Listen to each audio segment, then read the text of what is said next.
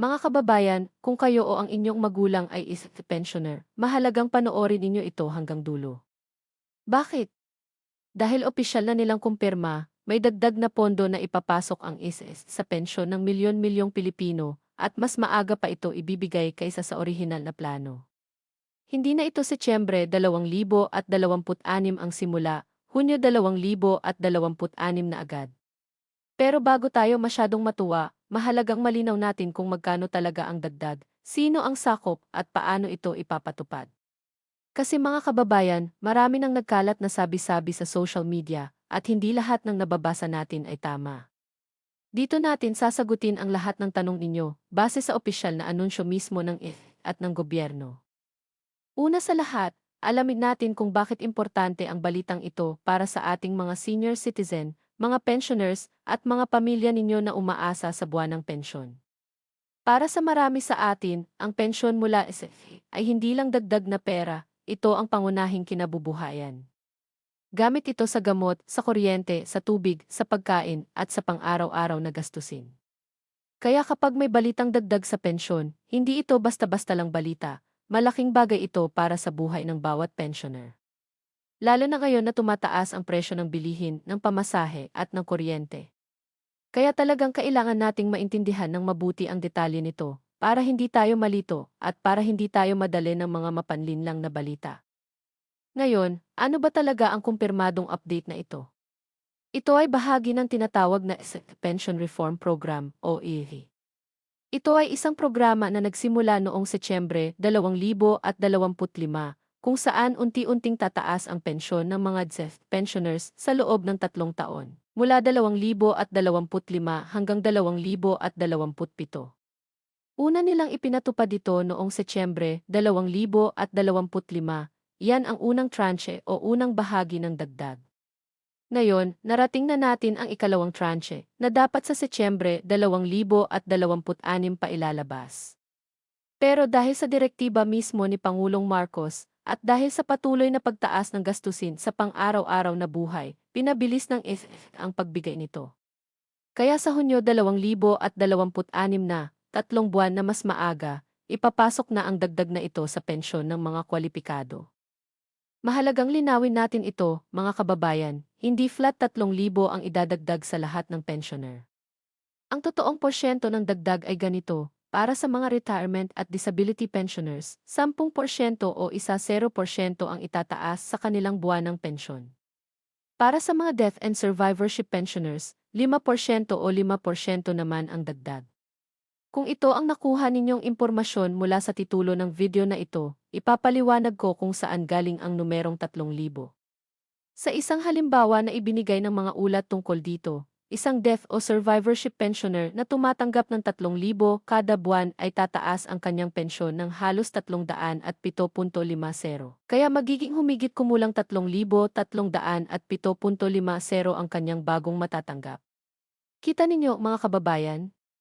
Ang 3,000 ay halimbawa lamang ng base pension, hindi ang dagdag mismo. Ang dagdag ay batay sa porsyento, kaya iba-iba ang halaga depende sa kasalukuyang natatanggap ninyong pensyon. Para naman sa mga retirement at disability pensioners, mas malaki ang epekto dahil 0% ang dagdag nila. Halimbawa, kung ang kasalukuyang buwan ng pensyon ninyo ay 6,000, may dagdag na malaki ito pagsapit ng Hunyo 2026 at tuloy-tuloy pa itong tataas sa darating na 2027 kapag dumating na ang ikatlong tranche ng programa. Ang importante rito, mga seniors, ay tandaan ninyo, compounded ang pagtaas. Ibig sabihin, ang bagong dagdag ay base na sa naunang nadagdag noong 2025, hindi sa orihinal na pensyon noon pa man. Kaya unti-unti, lumalaki ng lumalaki ang inyong matatanggap sa bawat taon ng programa. Ngayon, pag-usapan natin kung sino talaga ang sakop nito at sino ang dapat asahan na makakatanggap ng dagdag. Ayon mismo sa SSA, ang mga pensioner na kasalukuyang tumatanggap na ng pensyon bago pa man sumapit ang Mayo 31, 2026 ay makakatanggap ng dagdag na simula sa Hunyo 1, 2026. Iyan ang unang grupo.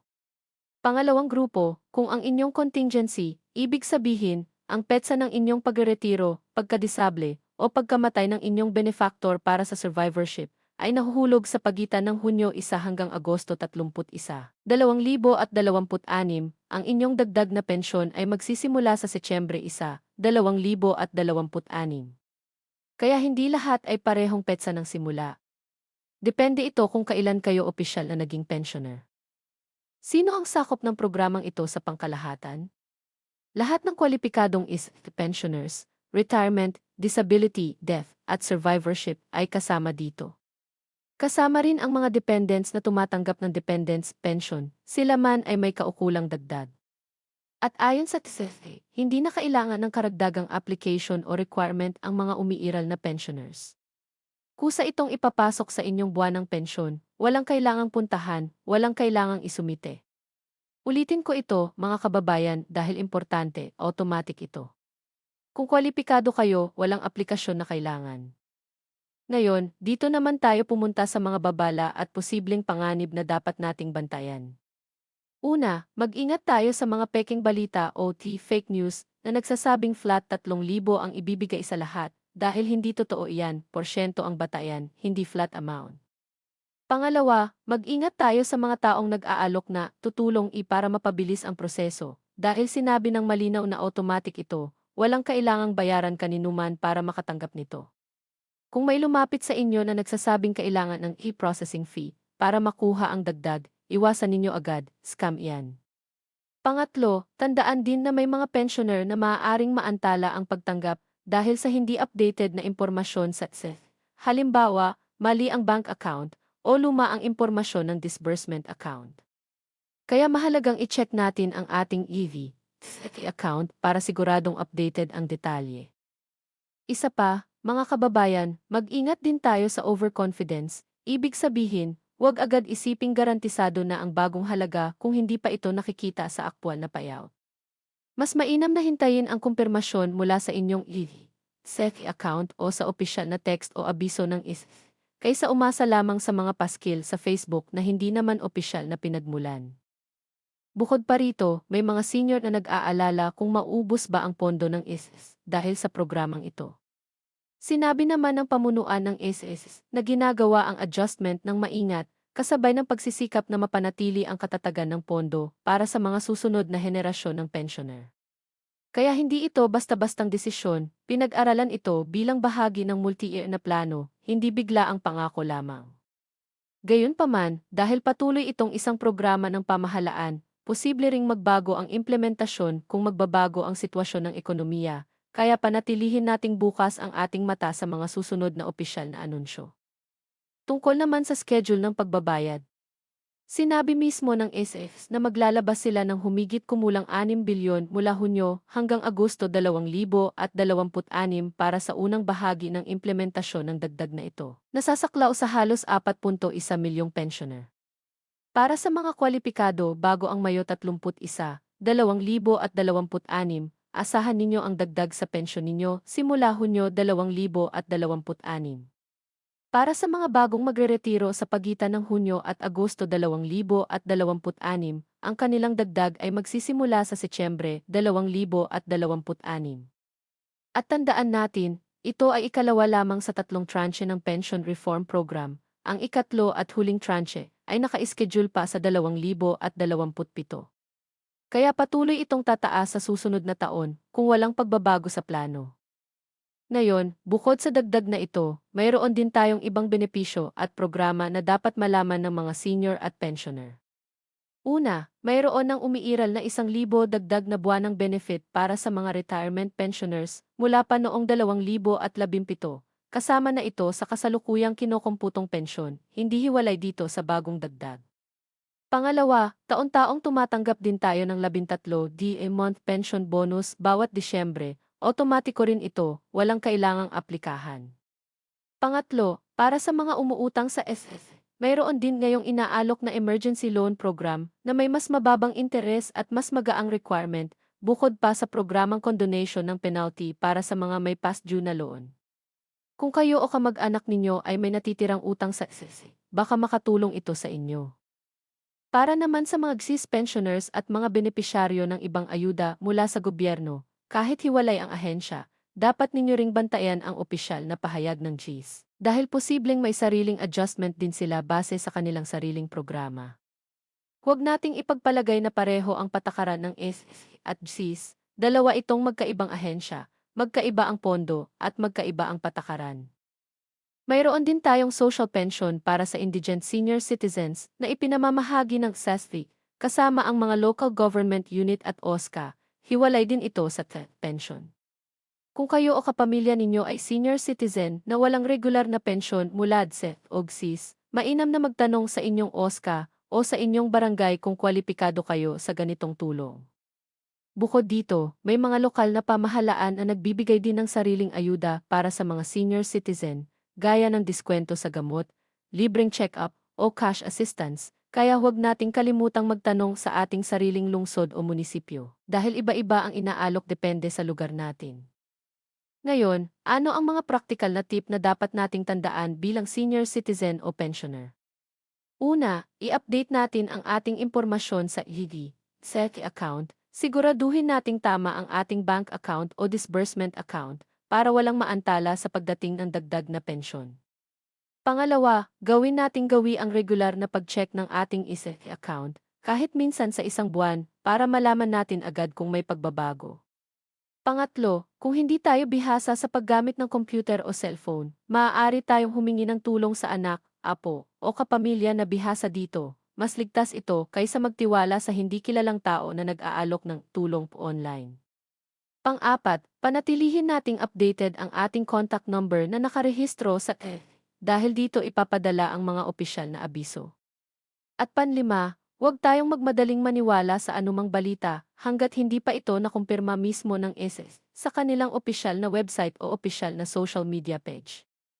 Pang-anim, kung kayo ay may mga kapatid, anak, o apo na bihasa sa internet, pakiusap sa kanila na sila na ang mag-check sa SETI account ninyo o sumama sa inyo kapag kailangan ninyong magtungo sa TET branch para may kasama kayo na makatutulong kung sakaling may katanungan o problema. Pampito, kung sakaling hindi pa makapag-online, maaari ninyong tawagan ang hotline o bisitahin ang pinakamalapit na SE branch para personal na kumpirmahin ang inyong status bilang pensioner, lalo na kung matagal na kayong walang update sa inyong account. At pawalo, itago natin ang mga opisyal na resibo, abiso, o text mula sa SS. Makatutulong ito kung sakaling magkaroon ng tanong o reklamo tungkol sa inyong dagdag na pensyon sa hinaharap. Ngayon, pag-usapan din natin ang mga karaniwang pagkakamali na nagagawa ng mga pensioner tungkol dito. Unang pagkakamali, akala ng marami na pareho ang dagdag para sa lahat. Hindi nila naiintindihan na nag-iiba ang porsyento depende sa klase ng pensyon nila, retirement man, disability, o survivorship. Pangalawang pagkakamali, may mga nagpapadalos-dalos at naniniwala agad sa mga Facebook post na nagsasabing i-claim na agad ang inyong 3,000 dito, at pumupunta sila sa mga hindi opisyal na link. Delikado ito, mga kababayan, dahil posibleng phishing o panloloko ito. Pangatlo, may mga pensioner na hindi nag-a-update ng kanilang impormasyon sa SETI, kaya naantala ang kanilang pagtanggap ng benepisyo. At pang-apat, may mga taong nalilito sa pagitan ng SETI at GSIS, iniisip nilang isa lang sila, kaya pareho raw ang patakaran, kahit hindi naman ganoon. Kaya, mga kababayan, mga seniors, mga DSET pensioners, alamin natin ang totoo, kumpirmado at opisyal na ang dagdag sa pensyon sa ilalim ng Pension Reform Program. At pinabilis na ito mula Setyembre patungong Hunyo 2026. Ang dagdag ay isa 0% para sa retirement at disability pensioners at 5% para sa death and survivorship pensioners, hindi flat 3,000 sa lahat, kundi base sa porsyento ng inyo ng kasalukuyang pensyon.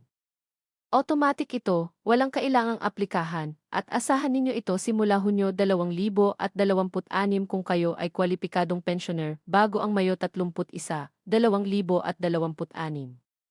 Para sa mga bagong pensioner sa pagitan ng Hunyo at Agosto 2026, Setyembre 2026 naman ang simula ng kanilang dagdag. Mahalaga ang impormasyong ito, mga kababayan, dahil pera ng buhay natin ito. Hindi tayo dapat madali ng mga maling balita, at hindi rin tayo dapat magpabaya sa pag-update ng ating mga detalye sa I-check natin ang ating SETI account, i-update natin ang ating bank details, at maghintay tayo sa opisyal na abiso. Kung may kakilala kayong senior citizen, pensioner, o kapamilya na umaasa rito, ay share ninyo ang impormasyong ito sa kanila. Malaking tulong ito para malaman nila ang totoo at para hindi sila madali ng mga peking balita. Salamat sa panonood, mga kababayan. Mag-ingat lagi, alagaan ang sarili, at huwag kalimutang i-check ang inyong opisyal na account. Kung gusto ninyo ng mas maraming totoo at dekalidad na balita tungkol sa pensyon, benepisyo, at ayuda para sa mga senior citizen, mag-subscribe kayo sa channel na ito, i-like ang video, at i-share sa mga kaibigan at kapamilya na pensioner din. Sama-sama nating ipalaganap ang tamang impormasyon. Hanggang sa muli, mga kababayan, mag-ingat at Diyos ang bahala sa ating lahat.